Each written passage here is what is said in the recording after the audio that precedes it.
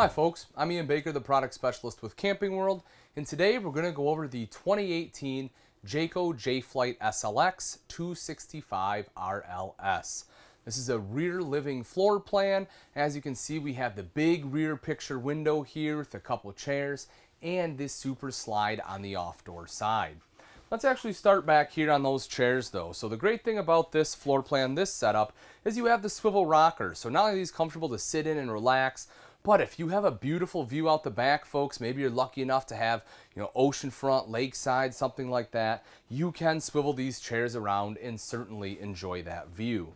Right in between the two seats, you see you have a little end table there with an electrical outlet. So if you need to plug in tablet, phones, whatever, you have the capability to do that right from the comfort of your chair. Windows here on both sides, LED light up top. And then you also have storage all the way along the top. You'll see that you have the tinted glass, not frosted, sorry, but tinted glass there, and it is strut supported for easy one-hand operation. I really like that when it's an overhead door. That way you don't have to hold it up with one arm and try to fish around with the other. So we take a look over to this side here. This, of course, is our super slide. So you have your tri-fold sofa right here. The thing that's cool about this with this floor plan is that you can sit right here on the sofa and you can have great conversation with the people sitting in the chairs right there. So it is good for entertaining in that sense. The other nice thing about this is the fact it is a tri-fold. So if you have guests that want to stay the night, you can roll this out here and you can easily and comfortably sleep two adults. You'll see right behind me you have the window there, and again storage here right up top.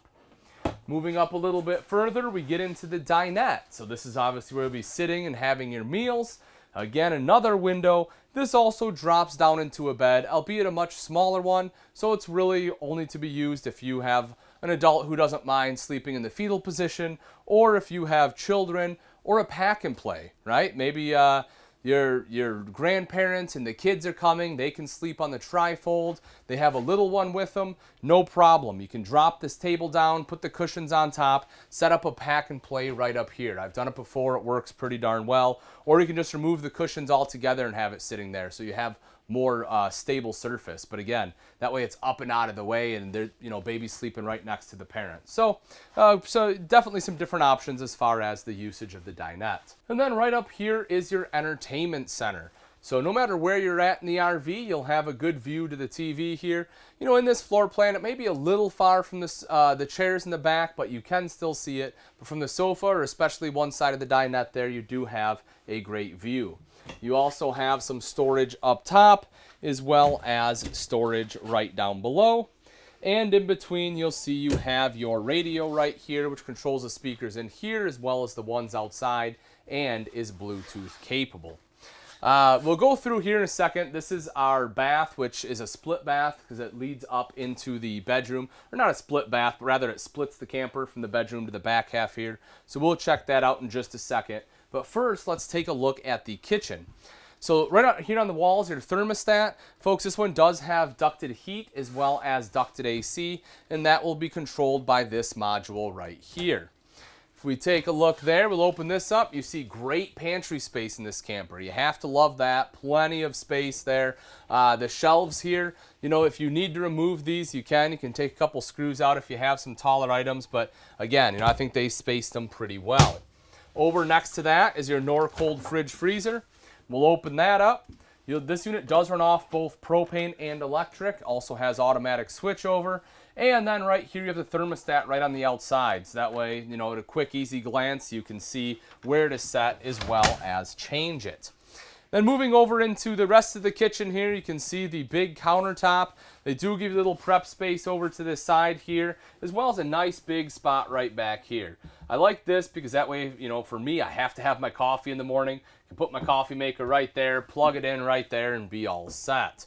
You'll also see here on the wall, you have your slide out control, awning control, tank monitoring panel there, as well as some light switches. You see the window there to let in natural light during the day, LED light here at night. In the countertop itself, you have double bowl sink with a high-rise faucet and your 3-burner cooktop, the front one being high output. Take a look underneath there. You have an oven in case you want to do some baking. And underneath the sink, you have pretty tall storage there. I like that because that way if you have a trash can that you want to put in there, you can do that. So you don't have your trash bag hanging out, just hanging around to pull. And then you have 2 drawers right here. And for me, you know, I know that some people can get by on 1 drawer. I know it's doable, but I really like to have 2. That way I have one for my silverware, another one for all my other utensils like knives, spatulas, things like that. Coming around to the side here, you will also see, as soon as you walk in, you do have some additional storage right there. If we take a look up top here, you have storage across the top of the kitchen, so good space there. Whether you want to put food up there or, you know, I'd probably put plates, cups, things like that, seeing as how you have that big pantry there for food. And then right over here, folks, is your microwave with your hood directly underneath. As we step into the bathroom, you see that you have your sink right here. There you have the hand towel ring right up top there, electrical outlet as well. And then underneath you have some additional storage. Over to the side, you will see the neo-angle shower with doors and a roller track. I personally like this door setup because that way when you're done showering, you open it up and all the water runs right down the door into the shower pan. As far as space, I'll step in here. Folks, I'm 6 foot. As you can see, I have plenty of head height to the ceiling, even more so with the skylight here. So even if you're, 6'3", 6'4", you can still comfortably shower here. You also have a shelf in the back and a hand wand, a couple little shelves over on the side. You take a look over in this little nook and you will see your foot flush lever toilet. Again, I'll take a seat here. Even with the door shut to the bedroom, you still have plenty of legroom all the way around, good shoulder space as well. Toilet paper holder is already installed there for you. But take a look behind me, folks. This is one of my favorite parts about this bathroom is the fact that you have this huge built-in linen closet here. As you walk into the master bedroom, you'll see the queen bed right here in the center. It does lift up for storage underneath, and as you will see, it is strut supported, so it's quite easy to access that storage. It is the same storage compartment as the outside, so you have a couple different access points to be able to get at that. You have windows on both sides here, and as you can see, directly behind me is a second entrance. The reason I do like this is because if you have guests that are staying in the main living area, maybe you're staying up later before them, or maybe you're waking up before them, right? That way they can sleep in, you can head right out here without having to disturb them. If we look up front, you'll see big nightstands in here, which I really like. You have electrical outlets there too, so if you need to plug in any electronic devices, you have the capability to do that. You have good storage here. That side over there, you can see you have a hanging rod. This side over here, you have 2 shelves built in, so a couple different storage options depending on what side of the camper you're on. You also have this shelf connecting the two with 2 LED reading lights underneath. On the far side, you also have TV hookup, so if you do want to hook up a TV, they put a backer in the wall and they put a sticker on it to show you exactly where to mount it. Now that we've seen the inside, let's take a quick look at some of the outside features on the J-Flight 265 RLS. Right up front here, folks, you have 2 20-pound propane tanks, and then right behind that, you will see your rails for your battery.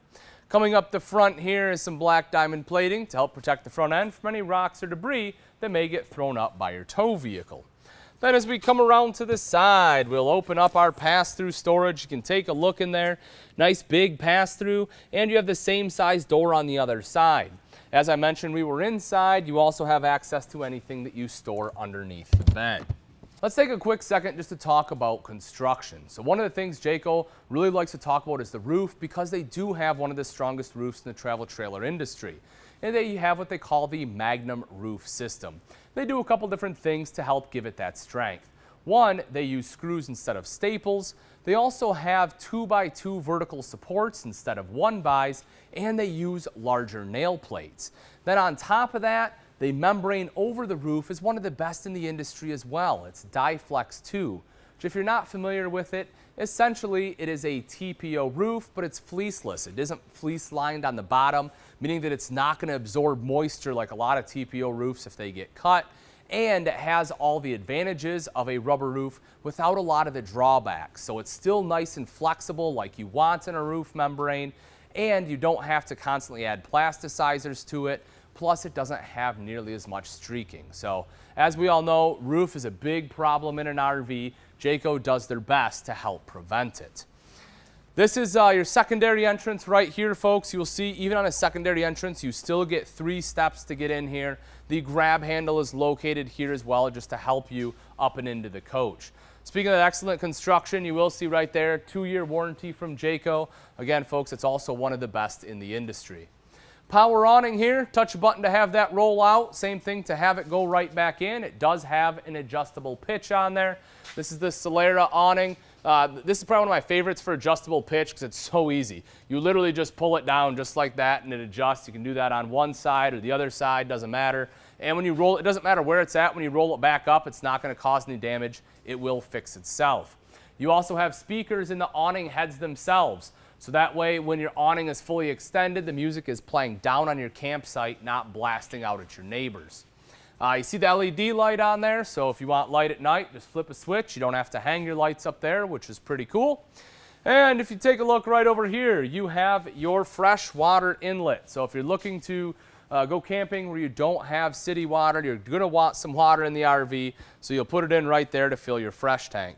Right next to that, a couple electrical outlets in case you need to plug anything in outside. Folks, I use this way more than you'd think. You know, a lot of times I'll put a table right here, you know, put an electric griddle on there, maybe a crock pot with some chili going, plug it in right there.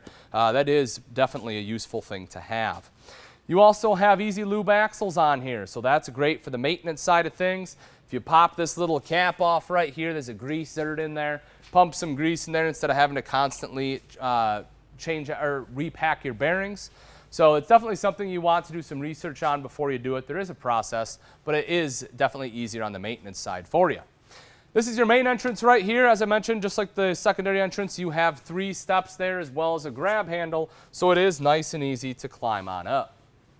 On the back here, you'll notice you do have your 4-inch square tubular bumper with end caps. You have a place to store your sewer hose, and then mounted to that is your spare tire with a cover. Hopefully you never have to use it, but in the event that you do, it's super easy to get at, and it has the cover, so it should be in good shape. If you take a look right here, you'll see that big, beautiful rear picture window I talked about inside, folks. As I mentioned, if you have a nice view, you can swivel those chairs right around and certainly enjoy the view out the back. Right here on the off-door side, you have your city water inlet, as well as your outside shower with both hot and cold water access. Some more storage here on the outside, which you have to certainly appreciate, as any storage on the outside of a travel trailer is at a premium. Then if you drop down, take a look underneath, you will see your termination right there with both your gray and black tank valves.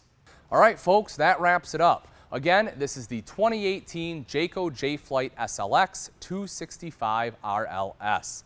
If you're interested in this rear living travel trailer and you'd like price and availability, simply click on the link in the description below. Thanks again for watching. I'm Ian Baker, and let's go camping.